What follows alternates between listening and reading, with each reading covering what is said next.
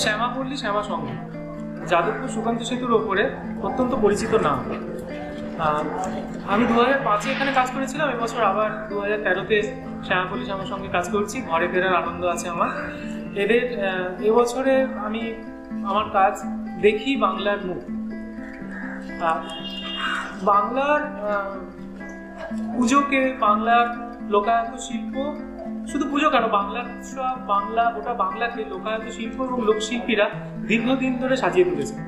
কিন্তু দুঃখের বিষয় এরা অন্তর্যোগ, একটু পিছিয়ে পড়া, খুবই অনুচিত কাজ। কিন্তু যাই হোক, আমার এবছরের উপস্থাপনা এদেরকে নিয়ে। বাংলার মুখ মানে আমি পাহাড়, জঙ্গল, বাংলার খাবার, বাংলার এইভাবে দেখছি না। বাংলার মুখ মানে বাংলাকে যে সমস্ত মুখগুলো বাংলার মুখটাকে রঙিন করে তোলে সেই সমস্ত মুখ। আমার ডোকরার কাজ, কাঠখোদাইয়ের কাজ, ছৌয়ের মুখোশ, এরকম বিভিন্ন বাংলার শিল্পকে নিয়ে সাজিয়ে তুলছি আমার মণ্ডপ। এখানে তাদের নামগুলো একটু বলা উচিত। কাঠখোদাইয়ের কাজ করছে পল্টু বালুরঘাট থেকে, শ্রীকান্ত কাজ করছে শ্রীকান্ত ভাস্কর, ও বর্তমানে নতুন গ্রামের শিল্পী।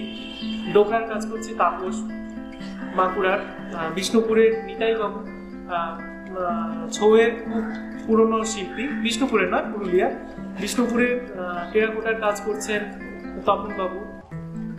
এরকম অনেক শিল্পীকে নিয়ে আমার এবার বাংলার মুখ।